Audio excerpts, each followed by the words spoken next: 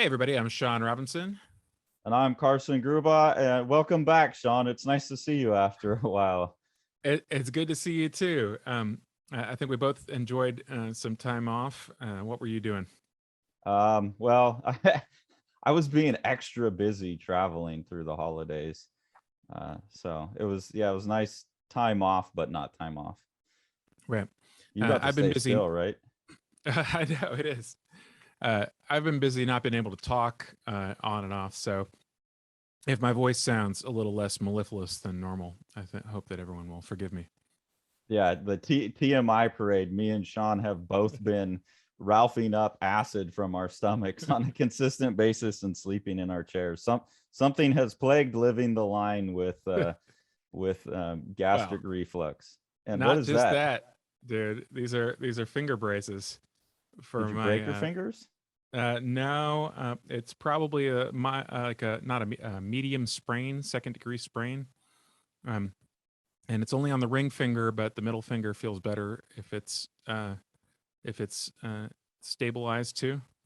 I can take it off when I need to draw, so it's not that big a deal. But it's I've had several weeks of this at this point, so Oh man, got to take care of our hands, and I know that's your drawing hand. it is. Unless we're in charcoal, in which case this one's just fine. So Okay. the big charcoal, they're about the same. So luckily, the book and the artists that we're going to come back to today, I don't think we'll need to do any recreations of his stuff, Right. because The his impact is in his vision. I think like his line work is amazing and beautiful, but I don't think it's mysterious. I don't want to right. hold it up because I've got it positioned underneath the camera, but Okay. Sean has not really been exposed much to European comics, and I haven't been exposed terribly much to the manga, and we've been rectifying that. So now we're going to turn the tables and expose Sean in celebration of the forthcoming Taika Waititi movie to Jodorowsky and Moebius's The Incal, which is probably it's like the Akira of the European Okay, comics so world. it's funny that you say the Akira of the European scene because my God, Otomo was an influenced gentleman here. Yes, The yes. the rendering, the use of scale, um, the sort of scene setting. There's a scene in Akira with the uh, Tetsuo or with two of the characters going through the underground pipes, and I swear to God, those pipes are right here in Incal, even down to some of the Hachi rendering. I actually have a untranslated Otomo short story collection over here, and it was very interesting after reading the Incal to flip through it and find a few of them where clearly the intent of the story for me, looking at it, was he was like, I want to do the Moebius line. Let me just Yeah. let me just take this short story and only do Moebius the entire time. He has copied some Moebius. I have a list over here. Walter Simonson, man, I mean, I love me some Walter Simonson. Walter Simonson has studied him some in Call. Hey, He's and we're going to studied be some looking Moebius. at his work soon too, because the patrons just voted on looking at his aliens, so we'll be looking at that soon. Yeah, Sean They didn't know did. that That's yet. great. I Yeah, didn't know that. I got the artist edition coming, so All right. yeah, that's Yeah. coming, So folks. so looking at Incal for the first time, I mean, man, I was just blown away. Should we take a look at the book? Yeah, While we hammer in? I'll open it up.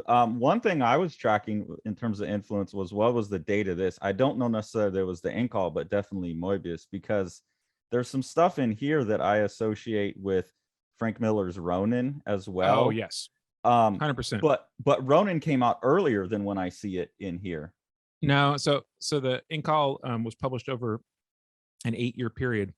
At least the book we looked at was 1980 to 80. 1988. Yeah, and the stuff that looks most like Ronin is at 87, 88. The stuff, Interesting. yeah, and Ronin's like 83 or something. So I have some notes of that page. So Okay, so there let me is switch my there screen here so Sean can perhaps see. earlier direct influence than Ronin, because I mean, obviously, to me, I was like, oh, this is the other half of Ronin, because the first half of Ronin is a knock on lone wolf and cub, which I don't think is a Yeah. you know is a known thing. But then the second half of Ronin is 100% slicing from Moebius, some type of Moebius. But I I had think assumed the it was from influence his. went backwards too, because I noticed later in the book I started going, oh, there's that Ronin stuff, and I went, wait, Hmm. this is published after Ronin, and I went back to the earlier sections of the book, and you can kind of see it even on Hmm. these first few pages, but not to the extent of later stuff. And so I made note of that, and we'll look at that. But right out the gate here, we have Yeah. just, I think this is a classic, um, one of those classic shots of John DeFool falling. And I don't know, before we got on camera, you were mentioning Jodorowsky as a filmmaker, which maybe we'll talk Yeah. more about after we flip through the book. But Yeah. you're aware enough of who he is and his body of Oh work. yeah. Okay. Yeah, Jodorowsky is a fantastic filmmaker. Two of the movies I was obsessed with a long time ago are two of his first films. And I'm gonna fumble the ball now. So I'm obsessed with something, and then Holy Mountain is Yeah. the second one, and then the first one is El Topo. El Um, Topo. Yeah. He made and some but comics. The Sons of El Topo are out now, by the way. Oh, interesting. Yeah, Okay. you should look those up. Yeah. So El Topo is sort of the quintessential midnight movie. It's like rough around the edges. It is written and directed by him, and his son is in El Topo accent, and it's just a fantastic movie. But you are acutely aware of the limitations of film craft, especially low budget film craft, when you're watching that movie. Now he makes the most of it. He does incredible, design and planning and everything. But from this first page, this is an unfilmable scene. So I was The just like, time, yeah. oh, he's written, he's written something unfilmable. Like this is like creative constipation. This fantastic practical filmmaker getting to write a comic with one of the greatest visual artists of the past century. I think that's safe to say.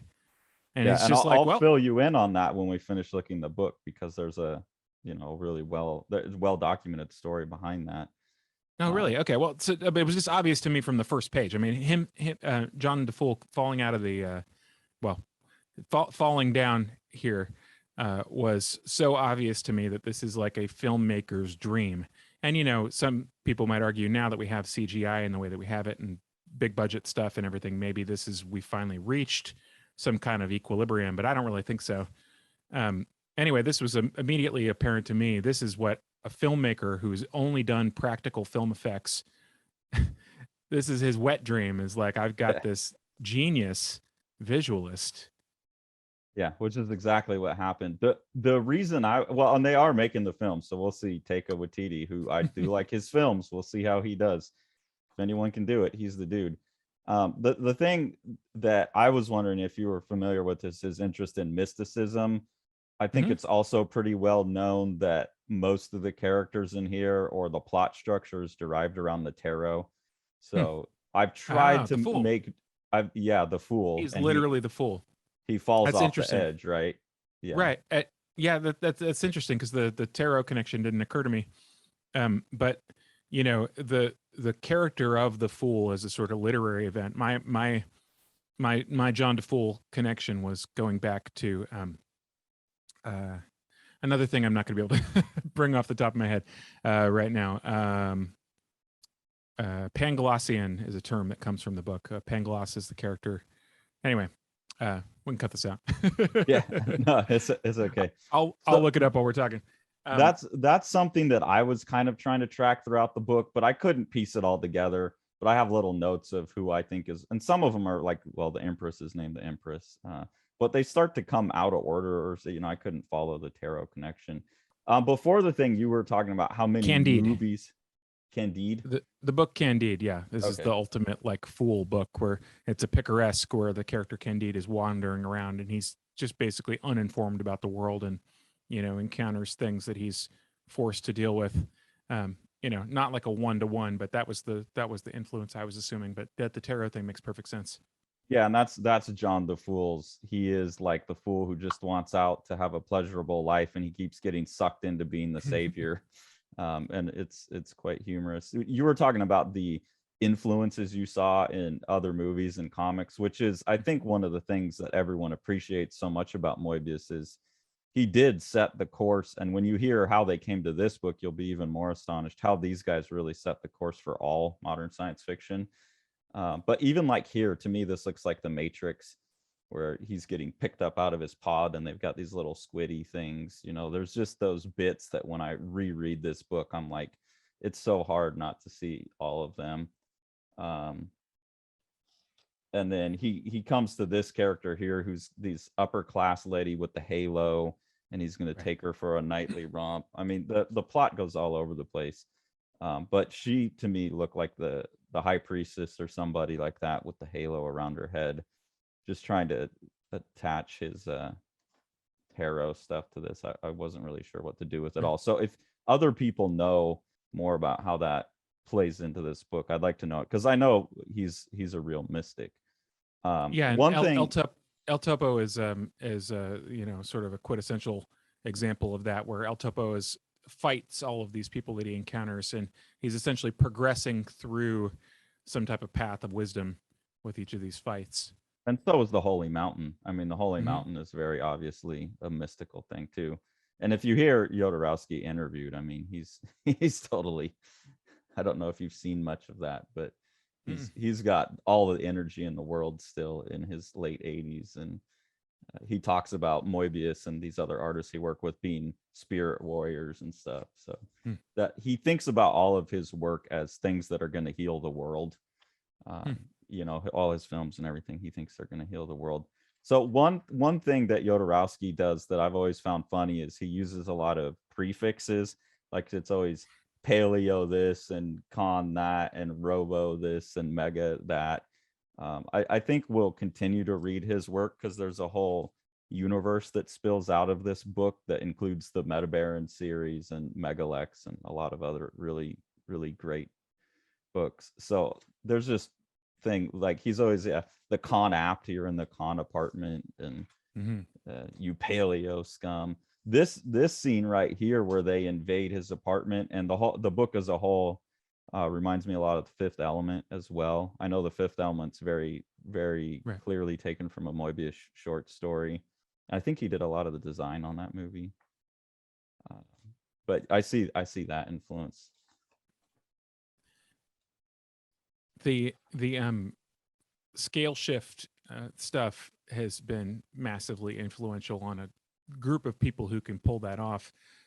Just off the top of my head, I was seeing the Otomo influence, and Miyazaki is another person who clearly Nausicaa and several of his other flying works, and even down to the rendering technique for Miyazaki's comics, definitely influenced.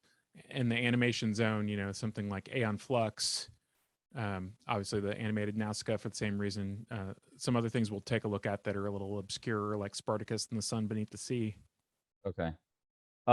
Okay, this page is a good page to talk about where this book came from. So Jodorowsky was supposed to make Dune. He was supposed to make the movie Dune, and you should watch it. There's a wonderful documentary called Jodorowsky's Dune that's all about the process.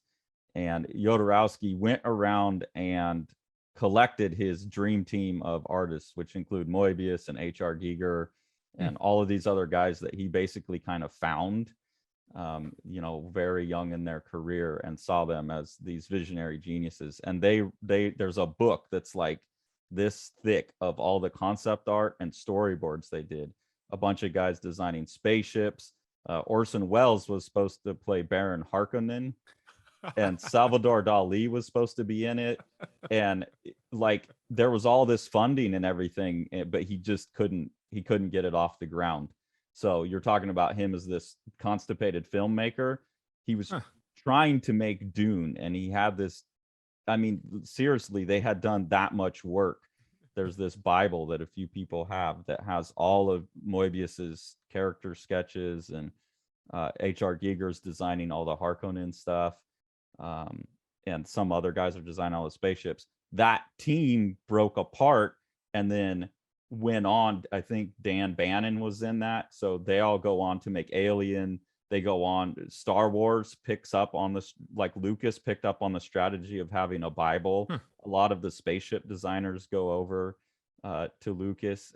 So basically, that team that was going to make the Jodorowsky Dune goes on to make basically all great modern science fiction movies. Right. And then Jodorowsky grabs Moebius and says, hey, we're going to take the core, the spiritual core of the Dune movie I was trying to make, and that's the Incal. And so I'm looking at this guy, this old fat president that's being transferred in the new body, and I'm seeing the Baron Harkonnen figure, you know. So it's hard for me not to see all that. And it's funny that you picked up on that constipated filmmaker without knowing that, because that's exactly what this is. This is, okay, well, they won't pay me to do a movie, so me and Moebius are going to go make a comic where we have no limitations. Well, and his whole Yodaverse grew out of that. I gotta comment on the color as you're passing each of these pages. I mean, this is literally the best comic coloring I've ever seen in my life. I was just absolutely stunned by it. I can't believe that someone came up with such a workable solution to getting careful line work colored without obscuring the line work itself. I mean, it just there's a simplification to the color that's just really quite stunning. Not necessarily so much this page particularly, but the page previous especially was jumping out at me. John, you're setting me up for all kinds of stuff we didn't talk about. I'm going to show you one of the most disappointing things you've ever seen. My first exposure to the Incal. I love that you said it's the best color job you've ever seen. It is. It's stunning. Can you see my screen now? Whoa. Okay. What? So my first exposure. What the fuck is that? Are you fucking serious? Yeah. I'm sorry, I don't usually curse in here. What is that? in the early 2000s, humanoids re-released the Incal entirely digitally recolored to match. How was it allowed? What in the... To match the look, I think, of another book, Megalex, which we'll take a look at. But they went through and did this like digital just hatchet job on it, where they got rid of all the weird, bizarre... I can't believe it. Are you... Look at that. And this got printed. So I was ordering this like knowing that... Oh, here's a really... Look at this one. I was ordering this knowing that like the legend of Moebius, the legend of the Incal, and I was looking at this art just thinking like, I don't get it. Like, this guy's not that great. Like, and I had no idea that this is what it looked like. I was seeing this. This is like a comics coloring how-to. I can't believe it. Yeah. Look at that face. You can see it makes him look like a hack job artist. It does, because it's emphasizing the form that's not... I can't... And I love that we have, like, before we hopped on here, you said, oh, I don't really want to go into the plot. I'm just coming at this as a virgin to the story. This is, I think, stuff that most people who are into the Incal know and have experienced. So it's really fun to get your just like immediate, what the fuck reaction. What did they do? I that fourth panel there. I mean, that's just I can't believe it. I can't believe it. And this, like, yeah, it's so that is a part of the history of it too, was that recolor. And I'm so glad that the backlash to that had to have been so bad that in all further prints, I think they've gone back to the original color. Man, because the original color is absolutely stunning. I mean, maybe I'll wait to comment on this when we actually have a page that totally represents it here. But there's a limited use of color that's really quite extraordinary. And when they do use color contrast, the contrasts are always within the existing value and texture relationships. So that first splash page of John Fool the Fool falling might be the best early example because it's a splash, it's easier to see. But basically essentially the coloring is following the logical architecture of the existing texture and value relationships. There might be a better way to say that. Everything is enhancing the existing drawing as opposed to sort of piling on the existing. Well, I mean, we'll go back to that because that's the one that I come back to because it's such a classic shot. And when I saw this printed version, I thought it was someone else paying tribute to it. Like because I'm pretty sure I had seen this and thought, man, that looks amazing. And then I saw this and was like, oh no, it's some guy that kind of likes Moebius who's like doing a tribute to it. Like you get just the sense of depth in here because of the dark to light, I think is part of what you're talking about, right? Like the fade to light and the balancing of like the warm and the cools against each other just makes the whole image like absolutely sing. And this is just all these just leaden, dead absolutely gray. Leaden, and it has that there's no uniformity or like there's no consistency to the color except for whatever base puke gray is in there. And it's all like trying to be natural. Well, I mean, in the crudest way possible, and that the local color only on the jacket. So we got this bright red blazer. Yeah, with no sense of like lighting in the space. Right. I mean, absolutely horrendous. And of course, everything having that like weird digital modeling. And assuming that this is supposed to be the focal point, not this. Right. Which is like, this is what gets the depth. Like this feels like he's floating. This feels like he's falling. The hubris of recoloring. I'm sorry that I didn't know this before we filmed this. No, I'm so glad you did because the honest responses, I think this is way more interesting to the audience because I mean, we stayed away. I thought we would never talk about the Incal because I thought it was just so talked about. But then to find out that you hadn't read it, it's like, well, shit, we got to do it. No, not only did I not read it, I felt like I was relearning it as I was going through it because especially the early bits, they just seem like they've been so influential. I really felt like I was ticking off different science fiction influences or comic influences or animation influences as I was going through it. Like, oh, there's the tunnel from Akira. Oh, there's the pipes. Kind of like this floating, this stuff here. Yeah, that's right. And this is kind of the Ronin stuff here, but it's not there yet.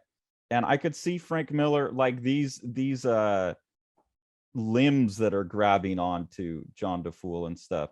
I can see him taking that and then pushing it. And then I think Moebius saw that and like stole back because you'll see later in the book, it looks way more like the Frank Miller stuff. I love this design, by the way, of this techno pope guy with his egg. I think it's they call it his psyche abdomen at some point in the book, which I there's some of the Otomo pipes there with the bridge going across them. And this kind of design right here too. Yeah. And then the Meta Baron. So you haven't read the Meta Barons yet either? No. Oh, the artwork on that is the Juan Jimenez art on that is just gonna absolutely blow your mind. So this is the introduction of the Meta Baron, who you now know is a total badass. But that whole legacy of the Meta Barons is its whole other part of the Yodoverse that's even more expanded and really is where the most amazing art has been done. The sun, I believe, was supposed to, if this had been done as Dune, I think he still wanted this androgynous like moon sun child that they have in the book. And I believe that he spent, if I remember from the documentary correctly, he spent all this time training his own son in the martial arts to try and perfect him to play the role. Like he's like genetically engineering his kid Yeah, to his play son this is in El perfect Topo. child role. He's the child in El Topo Yeah, as but well. he was like grooming him for Right. this savior role in the Dune movies. Um, so I'm just skipping the ones with the tarot. I had made note of those, but I think that's kind of we'll let people tell us more about that because I wasn't able to. I was noting it as I went, but I wasn't able to piece it together in the end. Right. The tarot relationship between the characters and the tarot. Yeah, Yeah. there's a lot of these stickers that were me like trying to figure it out, but I never did. So we could pass them over. There's a quote on this page that I liked is the techno pope, the bad guy here, that's trying to like crush out all the suns and take over the universe with darkness, which is the main theme of the book, light versus dark. It's a very classic, and I find the ending kind of weird along that thematic. But he says illumination is blinding or something like that. And I've always thought that was a fascinating look at like, oh, well, come to the light side versus the dark side. And I've always thought the same a bit too, like too much light is just as blinding as no light. And then this big black widow egg. It just from a 1,000-mile screen view here, you really get to see Moebius's drawing chops. I mean, we haven't talked about this yet, but what an animal. I mean, how often do you see somebody who can render like that from their imagination and also is such a finished stylist too? At the same time, I feel like those two things don't really go hand in hand a lot. Well, and I mean, like I was talking to Brandon on one of the Friday formalisms that we just recorded, like who hasn't been touched by this guy? Right. Well, certainly Brandon has. He was also on my list of Brandon Graham, friend of the show, Brandon Graham. Specifically his work on Prophet, which he wrote, and he colored a few chapters and drew some as well. And also, I think Rain Like Hammers shows a pretty heavy influence. Oh yeah, his line work, and I mean even his color sensibility. Like his color sensibility tags onto later Moebius work. Right. I don't think Moebius colored this. No. Somebody else colored it, but his later work where he colors himself. But it's like it's really hard to even for someone like you who hasn't really looked at much Moebius, you've been influenced by him, I think. Yes, exactly. I've gotten third and fourth degree influence that's extremely heavy. Yeah. And me and Brandon were talking about like where did Moebius come from, and I'm curious if you had any thoughts on that while you were looking through it from that kind of virgin standpoint. Like when you look at Moebius and you see this just, I mean, master of masters and absolute visionary, did you have certain first reaction, gut reaction, like, oh, he's looking at this guy? I did, and I don't know if you're gonna like my answer. I really wondered what Milton Caniff books were translated into French. That's interesting. Why Milton Caniff? Because he's so devoid of black, like heavy blacks. Not the rendering style. Specifically the sort of I guess Dave calls it cartoon realism. Okay. Sorry. Yeah, and I know that his big legacy in in English is the rendering, but specifically the sort of cartooning style.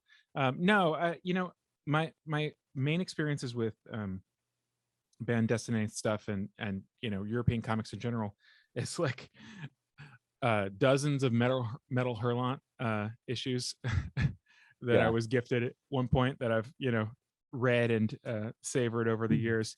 And it seems to me like there's a sort of parallel track in the European stuff that might have roots in some of the really outstanding 40s and 50s American artists. That was my sort of supposition in terms of a comics influence. But yeah, in terms of a pen and ink influence, I mean, it seems to me that like turn of the century pen and ink artists would be the source of his sort of I don't want to characterize it because he has several different modes he works in. Yeah, that's another frustrating thing about him. If you've seen his cowboy work on Blueberry, it's an entirely different artist, and he even goes by Jean Giraud, instead of Moebius, and it's like fuck, this guy's so good. So and the reason I asked is I know we were coming up to this page. Two that Brandon mentioned that are really obvious to me is Erge with Tintin, and then here you have the reporter that shows up throughout the book. That to me is like an obvious Tintin with his little mohawk swoop coming up on his head, and he shows up throughout the book. So I would have always gone to that because of the clean line, and Right. something else. I've seen people talking about Moebius lately, or talking about his impact on Frank Miller. I think the Kayfabe guys talked about it, and they mentioned something I'd never noticed, is that Moebius has characters stand on the panel border a lot. And that then Frank Miller picked up on that, like this shot right here. He'll put the horizon line at the border. Right. And so when I was rereading this, I thought, oh yeah, he does do that a lot. I've never noticed that. And then I got the full Tintin over Christmas. I ordered that, and I noticed that Hergé does that a lot too, which is like a hangover from his influences, I think, in the early comic strip artists like Winsor McKay and stuff like that. Right. So I think Moebius picked that up, and the clean line stuff from that source. And then Brandon said Jack Davis, and I was like, that's interesting. That's the missing piece that I never put together before, is you get this, the Hatchie stuff. Right. It's like he's adding Jack Davis's kind of acting, like a lot of the poses and stuff have that plasticity with like the Hergé clean line, and then the Jack Davis hatching. The plasticity of the pose is where I was getting the Kniff. Okay. When I'm thinking about Kniff, and I'm not talking about the rendering at all. What I'm thinking specifically is like, you think about the coexistence of the beautiful and obviously referenced in some kinds of ways, but stylized background imagery with, some of the really rubbery, comparatively cartoony faces. I think that face there is a really good example. These faces on this woman here. Yep. One thing I do find frustrating about Moebius and a lot of other European artists is they're very willing to break this rule of like, don't go from here to here, and they're very willing to just put arrows on there, and that drives me nuts. Because my overall impression of most European artists is they really think about each panel as like this sacred piece of art, like its own painting, and they're sometimes willing to break the overall page flow for the success of like, well, I want this to be long like that. That's something I associate with the Europeans more than anybody else. Talking about influence, obviously the Lynn Varley coloring on Ronin tremendously influenced by the early chapters of this too, or there's some mutual influence that we're missing. But specifically, not only just the sort of thing I was talking about before about, using the large areas of essentially uniform color to guide the eye in a similar way to the underlying layer, exactly right there. But also really heavy use of complementary colors, or almost complementary colors, not like intense complementary colors necessarily, but basically like all of the technocratic stuff in Ronin, all the stuff that happens in the big buildings and everything is almost all done with the and in fact, isn't the color scheme of the book essentially like red for the samurai stuff and green for the for the futuristic you'll see stuff? that exact same Ronin green shows up in the same part where I'm like, oh, he started stealing back from Miller, that same green. But I one of the things I do love about the color, and you said it on the exact right sequence, because I almost put a note here, is I really love when someone's going in and they're doing this amount of intense line work for all these little objects, like they fall into the trash here. And there's just trash all over the place. I actually think it's oftentimes more successful to do that one fairly flat, they're painting, Right. so you get a little bit of variety in the Right. texture of the color, but it actually lets the line work be. And I think that's one of the things they fucked up when they went to these digital colors, is it's so focused on the color that you lose the beauty of his line work, and he looks like a clumsy artist. Right. And The yeah, I stylization. really admire it. And just being willing to like, yeah, Yep. screw it. She's supposed Just to be absolutely fantastic. normal white skin color, peach, but we'll color her like whatever color we want for compositional purposes. This is the Exactly right. same For character. compositional purposes, 100%. And it's just fantastic. I mean, it really, inspirational, I think, is not too much of an exaggeration. Yeah, and luckily, I think we're seeing a return to this kind of stuff in coloring. Here's one. You've made me way more aware of scale, artists who use scale shifts, because you're so attentive to it in a way I foolishly never was. I love this sequence because the scale just doesn't make any sense. Like, it's like when you walk inside of this thing, like here's the truck that they came in, and here's them. So, I mean, it's big, but it's not like when you get into it and it's like this massive, like Richard Serra plinth sculpture labyrinth. It's like, I don't buy that that's all in there. And then they go in and there's a whole crystal forest in the sun. And he plays with scale a lot. And I like the idea that this thing's kind of like the TARDIS, it's like way bigger Right. on the inside. There's some more complementary color. If you guys don't know what I mean by complementary color, essentially any two colors that are in opposition to each other on the color wheel. Yeah. If you were to mix them together, they would make a neutral. Those colors as a are what are called complementary colors, and when you juxtapose them with each other, they oftentimes are very jarring. In this case, though, the lighter values and the slightly lighter intensities just make the objects just totally pop out in a perfect eye-catching way. I mean, I'm looking at a little postage stamp version of this right now on the screen as we're talking on Zoom, and I can read the entire page because of the combination of letting the line work be, like you were saying, not going in and filling in every little divot and every little rivet, but also because of the use of that complementary color when it's appropriate, is really Like, and quite you're talking stunning. specifically about the orange against the blue, which would be, Yeah, but then on the other complements in page that that you're case. touching right now, it's the same thing. The orange dominates on the lighter areas. On this page. Yeah, so the one on the right hand side page, even though it's yellow and pink on that inset panel, the orange is the dominant color of that panel for the background section there. But then you get the fade down here. Exactly, which is really nice. It plays against all the blue here. Yeah, as you said, hand painted, and the hand painting gives it just that slight bit of variation. It's not flat, it's not mechanical, it doesn't have a mechanical gradation. It's perfect. It's really truly perfect. I wonder if you know anything about the process that they would have used to do this. I have no idea. I think even when you're saying like Lynn Varley's coloring, just the fact that I think that Americans were being exposed to Europeans where they were painting and saying, oh shit, you can paint your colors and get it to print. It's not got to be that like PMS bin day, like, 70 colors. Yeah, whatever we were bound to. You could have an airbrush panel like this. Unbelievable. Yeah. So I don't know what the process was. There were basically two processes that were available at the time. If you wanted to keep your line art separated from the color, which this is, the line art is processed on its own layer, which means that the lines can be crisp and well defined and have their own crisp edges. They don't have to be half toned, and all the color is separated from that.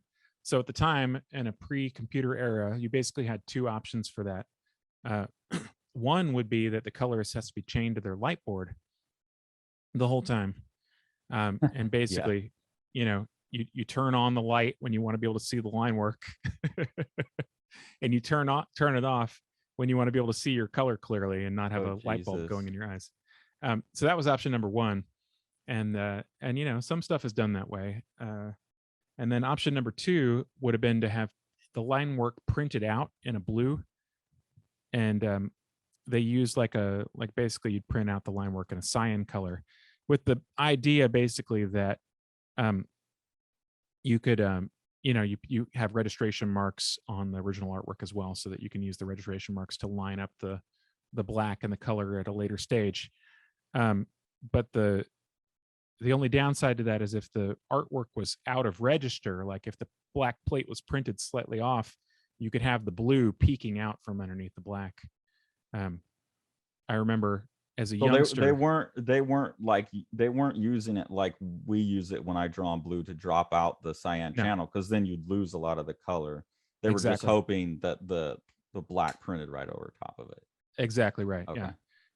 And I remember as a kid having a copy of the first issue of Ronin as a kid, and on a few pages being like, "Oh, that's weird. There's like a little blue halo there." Yeah, but you don't get that at No, all, at least in the well, printing I have here. I'm They've sure done that a fantastic job. yeah, if it was done that way, I'm sure that they removed it at this point. That you could just do that with a computer, and you know, it wouldn't be an issue. You just And that is also verifiable, because that's how they were able to do the god awful recolors, because somewhere they had all the line art. Like, you couldn't right. have done that if these were painted on the No, original artboard. exactly right. Yeah. But there's a lot of European comics where they are painted right on, and you can always see the effect on the blacks, because the blacks never come out solid. Yeah, when stuff is done that way, a little pro tip that doesn't matter anymore because we don't live and we live in a different century. But when stuff is done that way, like for instance, all of the hand painted Cerebus covers that Dave and Gerhard did together, Gerhard would always lay down the solid black after he did the color,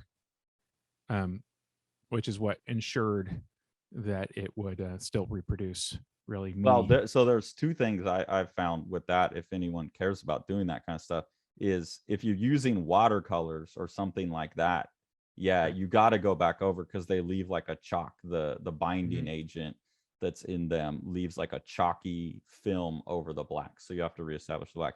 But if you use those Doc Martin pH dyes, Right. those don't do that. Those will leave your black like totally nice. So the Doc Yep. Martin pH dyes is like what I used when I was hand coloring, trying to do this kind of thing when I was younger.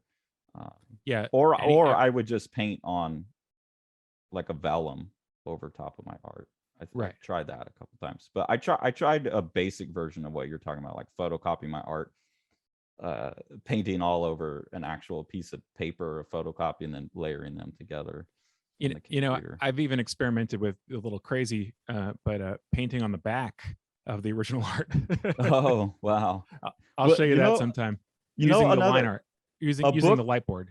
Okay. Yeah, I wouldn't use the light board though, because then you're right, you can't see the colors.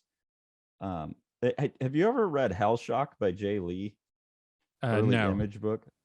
We're gonna have to read that too, because in the second version of it is the first time I think I saw really great painted colors by Jose Villarrubia. It was the first time I became very aware of people painting for the colors and made me really want to try it. It's an underrated, overlooked book, because of the early Hell Shock was so crazy that the second ones are really beautiful. That we'll get to that book at some point. Lots of more complementary colors. That's a fantastic example of it right there. The purple and the yellow. Yeah. There. And Golden yellow. Beautiful. I just love, again, you're talking about scale. Like, this is a giant golden planet, and they're talking about they're meeting. This is like the Yodoverse, just how big and expansive, how massive the scale of his thinking is that there's 22,000 major human empire planets in just this one like section, and then there's a whole nother section of like the Bergs, these other aliens, and they've all come together to have this, meeting of the government, basically, which is governed by this androgynous like Siamese twin, I think. And that idea of androgyny seems really important to him in a way that is kind of weird at the end. I think, like, it kind of falls apart under its own narrative weight. I really like this sequence where it's just a simple little thing, but they have to like cross through a mirror somehow, and just that you see them flipped over as they come through the other side of the mirror. I thought that was kind of fun. And then within a few pages, like this guy just drives through the mirror. I love that too. Like it's not actually a mystical mirror that you need to pass through. You can just crash through it into this amazing. Here's another one where it's mostly like it's all just the same color. Yeah. And it really highlights the amount of detail that he does. I think if you went and colored each one of those slightly different, his art would actually look less detailed. I've made that Total mistake mess. on my own art before, as I drew something that had that many trees and then I colored each one and it looks like I didn't do much work. Your story about your friend Scott. Yeah, exactly. Yeah, Mm-hmm. exactly. Which I'm not going to recolor it, but I am working on relettering it. I'm going to leave the color as it is, but I learned that on that story. Yeah. This one, they have the 7 keys that like opens the way to the internal sun or whatever. And I was trying to figure out, this is another one, I just throw it out there for people who read it, what they think each character's mystical purpose in that key is. Like, I don't think Jodorowsky did this without any idea in mind. I don't get the sense that he's just trippy for the sake of being trippy. Like there's these oppositions of these characters, all focused on the new and androgynous child, androgyne. How would I say that? And I wonder, like, this character's versus the little concrete seagull. This is the wolf guy versus the meta baron. So like, I don't know, like primal warrior versus trained warrior, and then this is Anima versus John DeFool, who we find out has one of these two gals is the character's mom, and John DeFool winds up being his dad. Like she snuck in and transformed herself and got John DeFool's seed at some point, right? Very weird. And then I love these super simple, like diagrammatic Pink Floyd album, like and it's hard to overstate how beautiful in each individual composition is.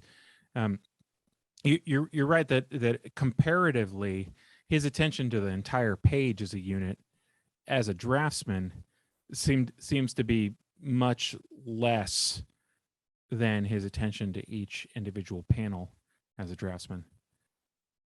Yeah, but also his willingness to go from like what we tend to associate with Moebius is this crazy amounts of detail to just like, I'm going to draw a couple triangles and a couple like arcing lines and let the colorist worry about it.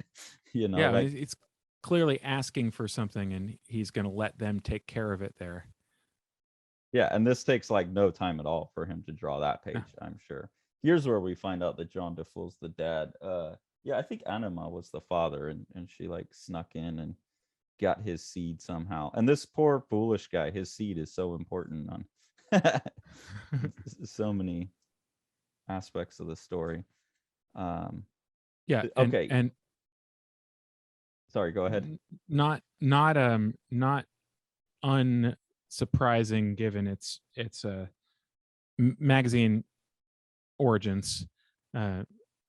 Meadow Hurlant is full of stories of like mild amounts of sex, mild amounts of titillation, lots of high octane adventure and surprising things. And it's like this was made for the magazine that framed it. Well, and Jodorowsky, I mean, the more you become familiar with his work, like he's very interested in that masculine feminine duality and the importance of the seed and the egg, and like that's a recurrent theme.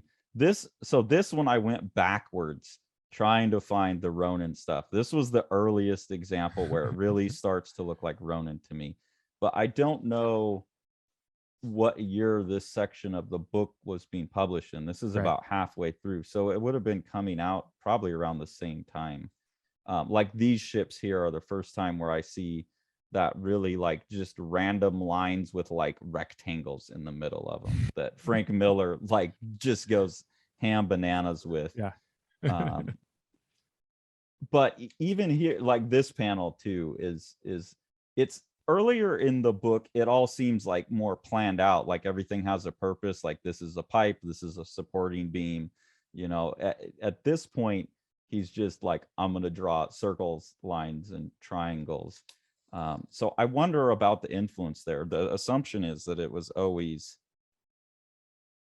like Miller stealing it. Mm-hmm. But I'm not sure. I'm not sure. Or if Moebius was doing this, or if there was another French artist doing this somewhere else that Miller would have picked it up from other than the Incal. Here's a fun little thing. There's not many formal things that really crack me up in these books or get my attention, but the word balloons are in perspective on the screen. Yeah. I like that. Here's some of those wild colors too. And look, a lot of the influence too is like poster art from the time, from like when Moebius would have been a kid, like the crazy Peter Max, and what's that other guy's name? That Yeah, Peter Max, and basically everybody who was, like we talked about in an earlier episode, the fourth generation Art Nouveau people. Yeah, the poster like artists. the show poster Art Nouveau clippers. Yeah, and that coloring, and I think his sense of line and design comes from there. This panel to me, after all of the crazy, and I think this is what it's meant to be in the story, after all of the crazy, super high-tech sci-fi space stuff, this panel was just such this beautiful breathing, like I felt so relieved. And that's something else that comes up in a lot of Jodorowsky's books, is like trying to restore nature in worlds where tech has overrun everything. And I think Moebius nailed it, that after 190 pages of these shaft cities that have been drilled down into the earth for miles and miles, we get this like rolling hills. And the way he the way he gets perspective, I love Moebius is able to implant perspective into a landscape by the way he draws, you know, just these little patches of grass, and the way it all rolls back around into there and has so much depth. I was like, oh, thank God, you know, it's like a nice note after all of the harshness. And then we come right back to this gigantic, weird impregnation fest. Jodorowsky is undoubtedly a total original, but those thematic aspects, which were definitely there, seem more of a piece with his time period. As in, you know, this is like a hippie guy who, you know, the idea of like returning back to the land, or, you know, technology as a invading force in the natural world, or in opposition to the natural world. Those are themes that are well established by cultural touchstones of the 60s. Well, and his interest in mysticism and like this very hippie, like, I'm going to make art that's going to heal the world.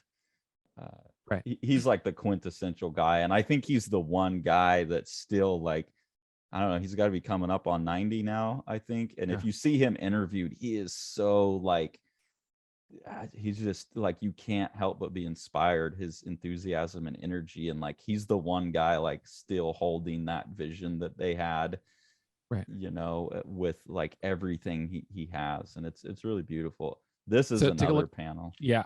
Oh, are you going with the low perspective, or are you going with the color?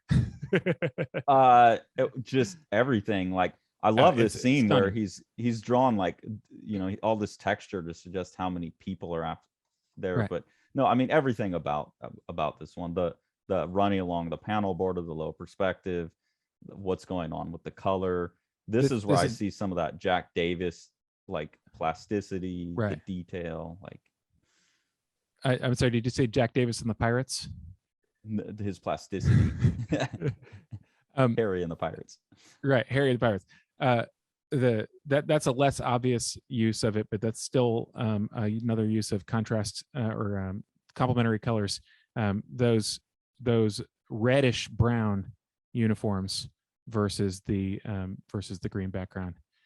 So even though that's a red, it's an earth, or sorry, that's a brown, it's an earth brown, it's a reddish brown, still is a de-emphasized, but it's another example of the complementary usage. And to me, as someone who's red-green colorblind deficient, probably not working as much as it should on this panel. But I mean, even for me, like it stands out just Yeah. fine. Like there's enough value contrast, and Right.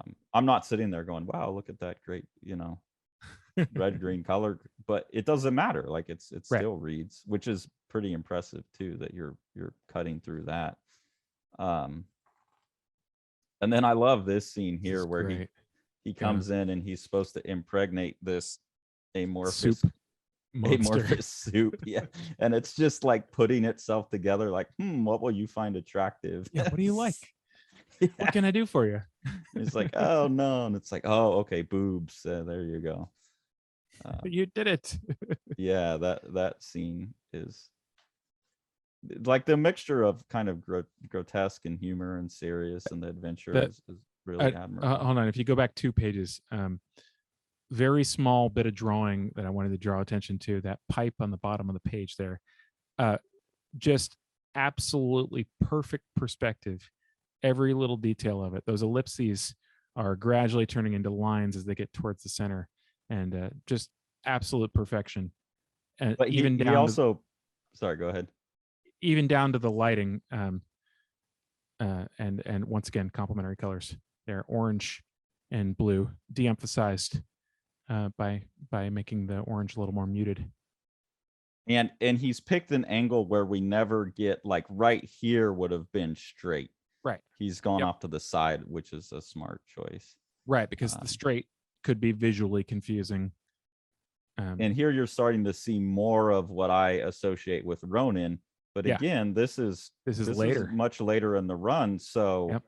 potentially post Ronin, which was 83, 84. This stuff was 84, 85-ish, I think. But all of this just random tech noodling that's going on here, you see that ramping up over the course of the book. It's the most grotesque John DeFool death there. The one where the soup monster takes her vengeance on him. Right here. Yeah. I feel like I've seen that image a ton of times too, like this person dissolving like that. Even in the Marvel films, they all dissolve. And another thing we haven't mentioned is, and I heard Jodorowsky talk about this or read it, the morphine nature of John DeFool throughout the thing. Like he'll get like really handsome and buff for a while, and then he'll go back to being this really big nosed, like kind of doofy Dutch looking guy. And he's constantly morphing as the influences around him impact him. And I think that's a really interesting, like that is the fool, this character that kind of goes through with no intention of their own, but is constantly being manipulated by the forces, and in the end he becomes the most important person. I found this switch in style that he makes to these really harsh jaggedy marks very odd. Right there, that is peak Walter Simonson influence. When I saw that, I was just like, my Walter Simonson radar was going crazy. But now that I'm thinking about the dates, I wonder once again if this could be a back and forth. Brett Blevins, that's another person I didn't mention before. Yeah, because Simonson would have been well established by this point. Oh yeah. And Simonson is really known for being influenced by Sergio Topi, who we've looked at too. Interesting. So when we're looking back, but he's taken it in such a different direction. Right. And the subject matter is very different too. But this could have been inked. If you told me that this page was inked by Walter Simonson, I would have believed you. Yeah. We've seen almost no pure black, large black areas in the book so far. This is quite shocking. And it's like that one bit of nature. It's like the opposite of that. It almost looks clunky, like his line work looks clunky. And I think this whole the fifth essence, the last part of the book, which to me it's pretty obvious that Fifth Element came. It was known that that Moebius and Dan Bannon did a comic. I forget what it was called, but that's where the Fifth Element came from. I think part of it here too is the fifth essence, which winds up being love, just like it was in the Fifth Element. So I don't know if you've ever seen that old Bruce Willis film. I have seen certain parts of it. There's a runaway star in that movie that is not named Bruce Willis and not named Chris Tucker. Who's the runaway star? The Mila. Yeah, Mila Jovovich. Yeah, I had a sh- big I, crush on her when that. yeah, I've only seen. I think You and Every Male Who was within 15 miles of that movie. Yeah, that's one of my favorite movies of all time. Um, really is. So this fifth chunk, which had to have been published in 87, 88, Right. 89. This is where all of a sudden, holy shit, that's Ronin Right. with the grayer colors, right? And Mm-hmm. this is the guy strapped in at the beginning of Ronin. The tech all of a sudden is that really just random kind of Frank Miller style switches and triangles and circles everywhere. Right. Moebius's line, he plays with line weight a lot more. Mm-hmm. It's not that thin line anymore. There's like I these was thick lines everywhere. I was wondering if he drew it at the same scale too. It made me think that this was drawing closer to the size of the actual printed book. Yeah, it looks like less delicate, right? Mm-hmm. This final section. This It's really this is noticeable. major Rain Like Hammers feel to that Colors, page right yeah. there on the left. Yeah. And that's because of the more muted colors that like, right? A lot of it. Or just the color transition between the two pages. Both of those pages. This one too. Yeah. And the color combinations and the placement and everything. And I like they're talking about also there's going to be a war star. So I think Jodorowsky was firing shots at Star Wars because he knew Right. that Star Wars was the first movie that succeeded using his strategy of putting together a Bible ahead of time. And then they go after the war star, which is kind of like the Death Star, right? So I think he's taking shots here. Well, the definitely the Empire Strikes Back design stuff. I really wondered how much Moebius was hanging around the set, as in how much of his work was hanging around the set when they were quote unquote designing certain things. The Hoth stuff, especially. Apparently, a lot of the main team came off of that Dune movie. So okay, Cloud City is specifically, yeah, and that's interesting. That's very Ronin. This all of the extra, because earlier in the book he wouldn't fill up stuff like that, right? And now later in the book it's all filled up. Yeah, definitely a lot has happened in terms of the artist's progression. I don't know if you want to. Stylistically, I felt like this was the weakest portion of the book for me, but yeah, it's like there's not as much effort or something put into it. Like I said, like he's picked up on that Frank Miller thing where like things don't make sense anymore. You just fill it with noodling, right? Like right. Each pipe isn't in place. Like you said, it feels drawn at size. The color, I really still like the color, but it's very different. It's muted. It's not as intensely psychedelic. Right. Here's another one where I go, he was maybe looking at Frank Miller's Ronin, right? Yeah, that's interesting. Because you see that same strategy, right, that Miller was developing. And that right there is another one that's just. You're right. That's very interesting. I don't know who that looks like, but I've seen this somewhere else too, and it looks less Moebius to me than someone else. I can't put my finger on. And this feels really, I even wrote off brand, like that drawing right there. That's interesting. Yeah. I feel like someone else is drawing in the style of Moebius. Sort of. It's just not as sophisticated or something. It's very weird. And then these pages to me get kind of lazy too. And this might be some of the hazards of having set such a ludicrous standard for yourself, because frankly, I can just barely believe that the early portions of the book are sequential storytelling, because it's like, I mean, how many hours per page are we talking about on those the first 150 pages or so, Yeah, but there's moments too, like where he does do hardly any work, and it's really great. Maybe it's just I'm so shocked by the harsh black and white and red compared to everything else that I've seen, which is kind of the point.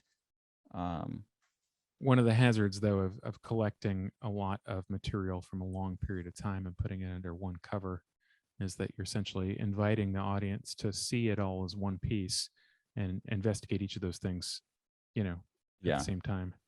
Here's some super HR Giger. Yeah.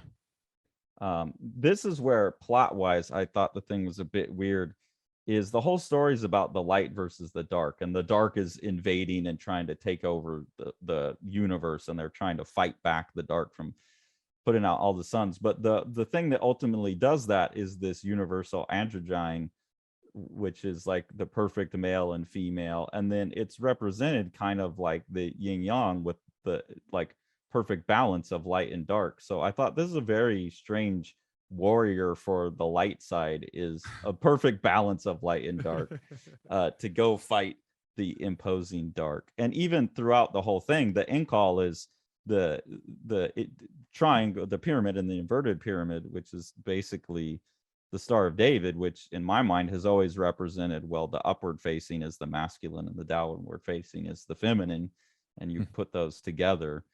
So it is the symbol of the androgynous, and then they're always the black Incal and the white Incal, and they have to come together. So to me, that plot gets very like, what are you doing when you're writing that? Like that's your premise, but then you're still going into this old like light versus dark thing. Yeah, it's very hard, I think, to collide archetypes together can be a tricky thing.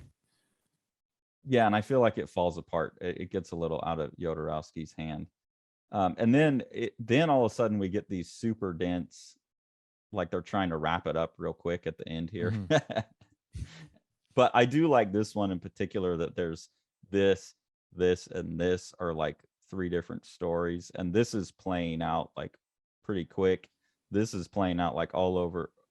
Well, no, these are playing out fairly slowly over the course of a week, as is this, like a lot of different things happening. But then with John DeFool, you're getting like just him packing in his room. So it's a much more, this happens in a minute. And it's a weird one of those things that we talk with Brandon a lot about, how comics can run multiple different time frames against each other in a successful way. And then this is the part I most hope they do in the movie. That to beat the darkness, John DeFool has to go. They need every human in the universe to enter, what is it, the theta sleep.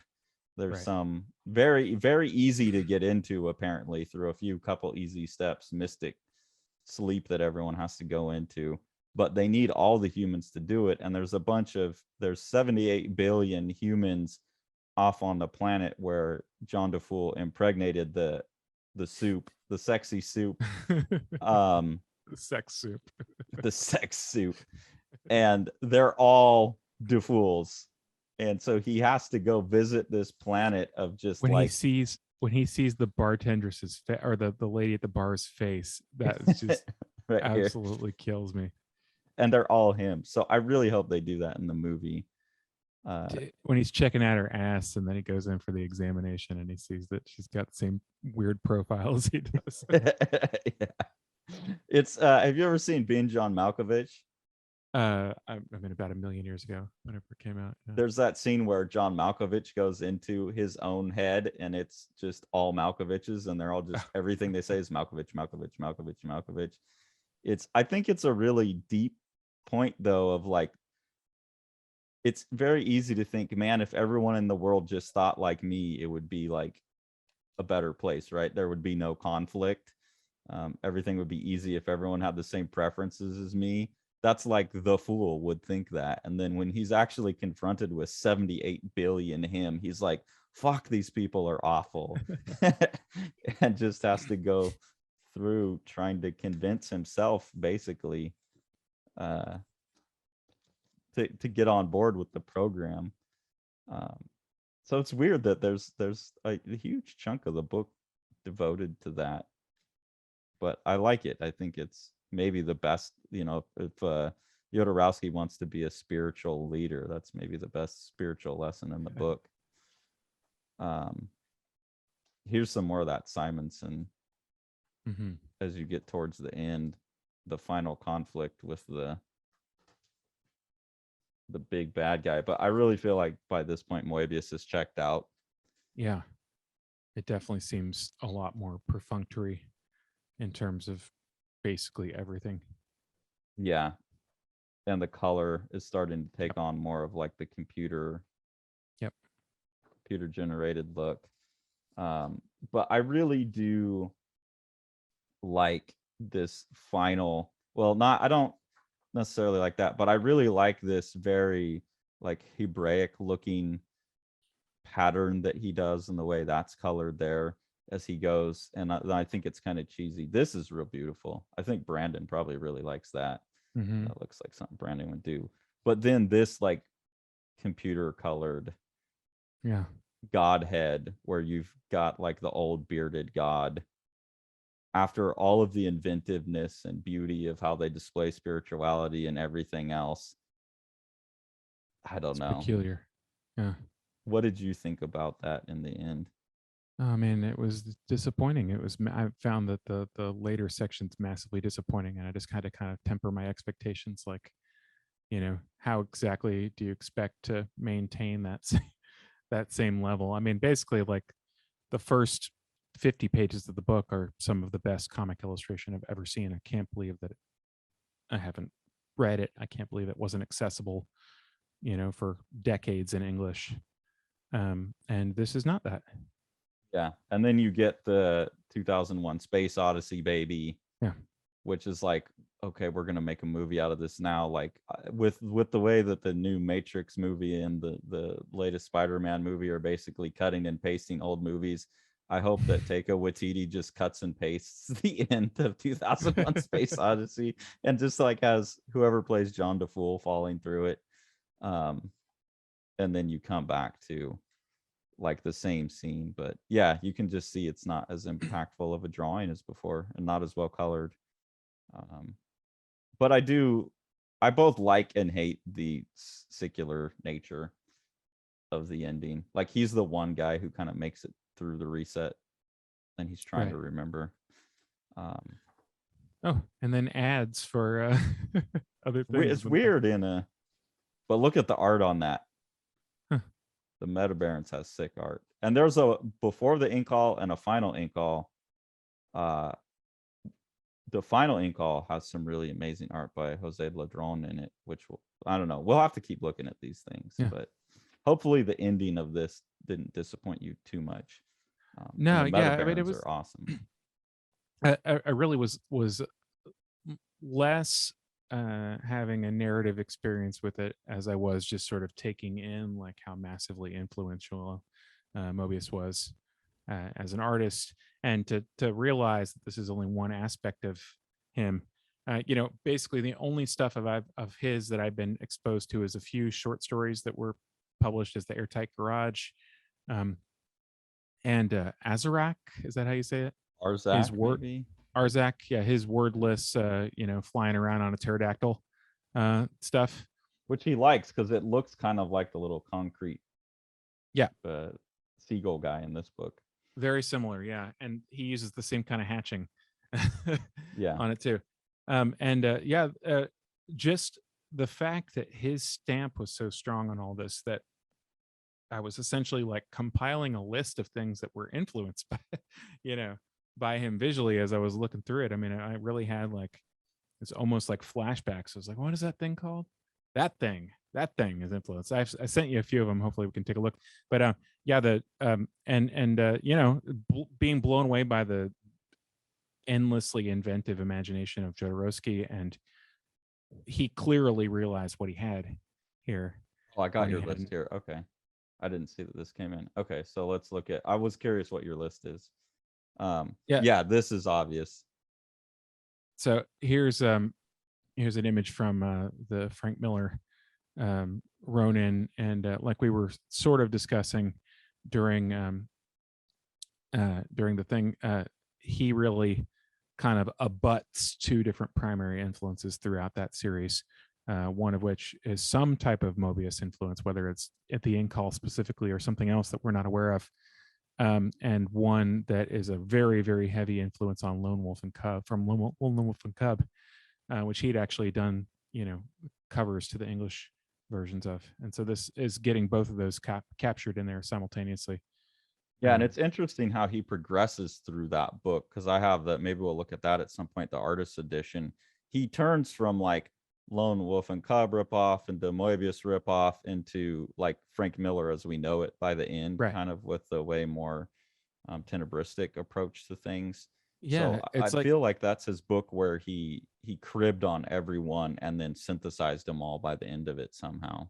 Right, which I thought was very impressive. And I went through a period of thinking this was just total garbage when I actually saw the influences. Like once you've read Lone Wolf and Cub, it's like, well, why do I want to read some dude's rip off of that? But when he sort of puts it all into the blender and has something unique coming out afterwards, I think that it really justifies the whole experience. Yeah, I quite like that book. It was one of the early books that I think turned me on to comics being better. Yeah, this is pretty. I haven't read this yet. Have you read this? I haven't read number 5, but I read several other of his comics. He's a really interesting, versatile mangaka. But this one, I mean, just on the face of it, just from a design perspective, it was very obvious what the primary influence was. I read Tekken to Crete by him, which is really fantastic. Black and white. Black and white. Yeah. I don't know. That's the only one I've read. We should get this. We should read this. Yeah, that'd be a good follow up. Okay, cool. Here's one where I thought that the influence would be fairly well. Obvious. This one's fun because you get the mix up of the exactly. Lone Wolf and Cub with the Moebius. But this is where I think Moebius stole back from this. Mm-hmm. Yeah, I mean, it seems like you have a pretty compelling argument that it ran both ways. But not only do you get the dual influence there, but you also get to see the almost color complementary colors interacting there too. The red and the cool, and you got the warm red with the cool greens, right? Which is nice because it's the warm greens and the warm reds that mess me up. Like in that one where they're all in the stadium. This one I can see it better. Right. Yeah. I think Moebius saw that and go, oh, that's a way that I could do my same style, but with less pre-planning. This Miller guy's got it right. Like he just kind of like randomly puts a bunch of shit on there. Well, there's some other. Yeah. So this is a comic, or sorry, a cartoon that blew my mind when I was a child. That was, looking back on it, obviously heavily Moebius influenced. This was called Spartacus and the Sun Beneath the Sea. Big dickhead lady. How was that a cartoon? Headdress, Carson, headdress. Yeah. Okay. And a quite interesting show that was a French television show that ran on Nickelodeon in reruns for many years and haunted my dreams as a young child. I've never seen that. These people live underneath. Essentially, they can't go above land anymore, and their sun is dying and has been replaced with an artificial sun that gives them light. And it's a fairly heavy science fictional premise for what's ostensibly a kids show. Nickelodeon? That so does not sound like a Nickelodeon. Well, it's early Nickelodeon where they didn't have a lot of money. And so they got it from, it was translated and it was cheap, I'm sure. That and Mysterious Cities of Gold, two of the best, children's entertainments ever. Never seen that. It looks cool though. So this is the book, the Moebius short story. We don't want shopping. I believe this was written by Dan O'Bannon. This was in a issue of Heavy Metal, and it's well known that The Fifth Element was cribbed from this. and I think it's Right. just a few pages. But also you get a lot of like Blade Runner. There's just so much stuff that comes out of just everything that Moebius was doing. Let me see who wrote that, because I think that guy Dan O'Bannon, I believe, was instrumental in the Alien movies as well, and for sure H.R. Giger was on that original. He was on that original team that Jodorowsky put together for Dune. Yeah, okay. See, he went on to do the original Star Wars. So this Dan O'Bannon guy was part of, the original Alien, the heavy metal cartoons, Return of the Living Dead, Total Recall. Right. So a lot of, you absolutely need to like go watch the film. It's a documentary, Jodorowsky's Dune, and it's mostly them interviewing Jodorowsky. And I'm telling you, like, there is nothing, as a creative person, anyone who's creative who hasn't seen that movie, whether you care about science fiction or any of that or not, if you're a creative person and you can watch Jodorowsky's Dune and not immediately want to like go like hole off into your studio and just make with the most passion you've ever made after watching that movie, then like you just need to quit. He's so crazy infectious with his passion in that movie. And when you realize that he put together the team that went on to make Star Wars, that he set the, Alien, like all of that shit all came from that one collection of guys. Him and Moebius go on to make the Incal. Like, it's that one experience that's created all of modern science fiction. It's phenomenal. Totally cool documentary. It sounds fantastic. I'm really looking forward to seeing it. Yeah. So basically, for me, Jodorowsky is just the guy who made those two crazy low budget movies that were really wild. So this is a eye opening experience to talk to you about it, and also get to read the book, and to come closer to, I mean, visual genius. I mean, it's kind of mind blowing. I really am wondering who's more influential than Moebius from a visual perspective, um, of the past 50 years, let's say. I mean, but the list would be very impressive, is what I'm saying. Yeah, I mean, it's, I don't know. That me and Brandon were talking about that too, and like you can't come anywhere near Moebius without him sticking to you, and like you Right. almost have to go like I can't sketch without it looking like I'm just trying to be Moebius. Like I was there was a time I went out to dinner with my family and I was just doodling, and the waitress comes over and she goes, "Oh, that's a really cool drawing. Like you must like Moebius." And I looked up and I was like, "Hey, who are you and are you single?" Because I'm single.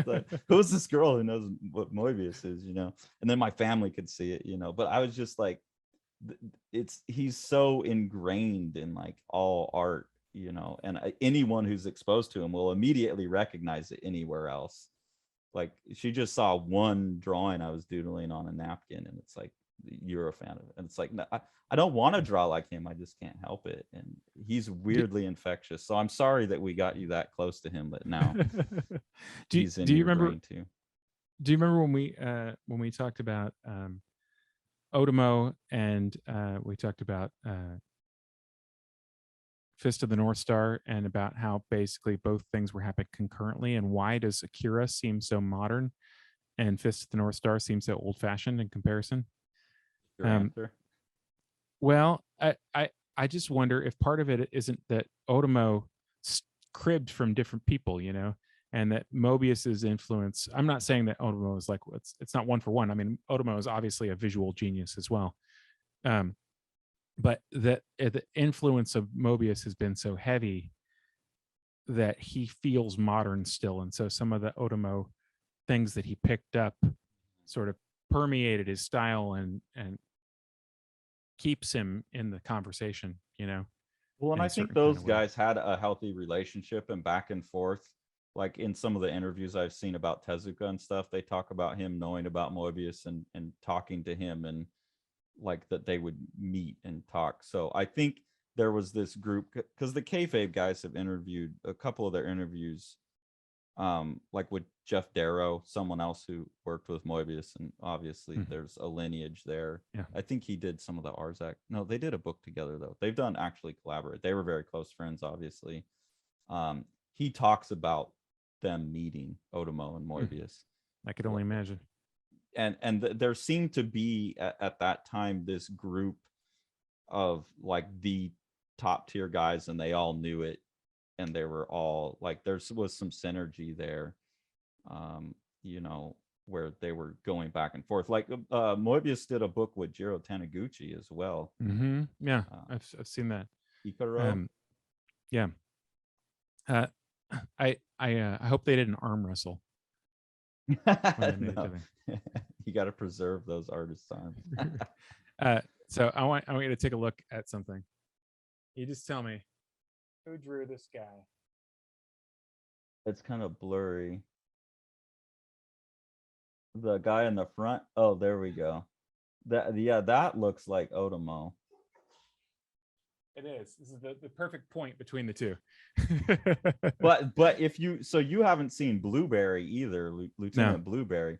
That's Moebius when he's under his real name, Jean Giraud, and that's a whole other like, yeah. If you saw Blueberry, you would be like, you would see it even more, because that's a Interesting. whole nother like, I don't know. I think there's 32 of those things. It's like a 32 album section of his career Wow. that's under a different name, and like you can't even get it in English anymore unless you pay bajillions of dollars for out of print. And I mean, equally stunning to the Incal in a totally different way. And I can see it in that. Yeah, Interesting. Otomo had to have been looking at Blueberry. Yeah. So Well, this is probably a good place to wrap up and say, number one, please, please, please, Moebius Estate, get this stuff in print in English. and if you need someone to do it, Sean will do the best job. So we had a little book come out for Christmas, Carson. You got a copy of that with you? I'll have to, let me grab a copy. I should be better prepared. There we go. Speaking of complementary colors, orange and blue. That's why Sean liked Moebius so much. Justified my own design choices. Strange Death of Alex Raymond. We've been really pleased that people have been enjoying the book. It came out at various points in various places all through November, and has finally made its way to Europe. And we've been very pleased to see positive reviews and to see it appearing on various best of lists of best of 2021. Carson which is especially heartening given that it came out so late in the year, right, that even then it's breaking through into some people's lists. And then I saw it on a books to look forward to in 2020 list too, which is maybe a benefit of being at the end of the year, is you can make both lists. So I'll be curious to see if we make any best of 2020, because people just haven't read it yet too. Or 2022. Yeah. Right. No Moebius influence in here. No, I would say it's devoid of Moebius. Yeah. But it is a well worth a read. If you want to pick up a copy, you can pick it up at your local comic store, your local bookstore, your local Amazon delivery drone, and also you can get it from Living the Line Books. Are we going to do a size comparison here? Yeah, give you a sense of how big and sexy the Strange Death is. And also, if Moebius's estate or Jean Giraud's estate is looking for someone to reprint, especially Blueberry, we'll be happy to send you a comp copy so you can see that Sean is absolutely the best pre-press guy and publisher in the business. Speaking of pre-press, we are going to be starting a pre-press series very soon. I believe it's going to be appearing as articles on the Living the Line Books website, along with accompanying videos. And I've just got to soon as Carson and I hang up here, I'm going to try to persuade him to do a video or two with me, so that I have somebody to talk to when I'm talking through some of these things. But yeah, hopefully you guys will look forward to that. And I look forward to telling you guys about new books that are going to be coming from Living the Line at the end of 2022. I was going to ask, do you have anything you can talk about yet? Because I don't, because I have 4 things that I would like to announce, and none of them have an actual signature on the bottom of the paper, so I gotta wait a little bit longer. But we can announce that Strange Death is going to be happening in both Spanish and Italian. We've been picked up by a wonderful Italian publisher, and we'll have information on that soon. And a huge Spanish publisher, right? Yes. Yeah, the biggest Spanish translation company in the world. So Planeta. Yeah, very grateful for that. I want to see if we can get Strange Death into Japanese, because it's the least Japanese book it could be, and I just want to see it happen. That might be a tough lift, but we'll see. I would settle for French and Dutch. I just want to throw like a totally weird like hand grenade into the manga market. Like, here's something way, just boom, deal with it. See what that breeds, because like with all of the manga I've been reading lately, they've thrown a damn hand grenade into my thought process. So yeah, I want to lob anyone from Japan. We want to show you a book that will make no sense to you all, and that will be a good thing. Right. All right, well, I look forward to you being able to make these announcements, because I don't know what they are, and I'm pretty eager to find out what you've got coming down the pipe. Excellent. Well, I'm looking forward to telling you guys about it. Well, thanks for listening, guys. You want to see all these books? Smash that subscribe button and the like button and the bell, and then you get them.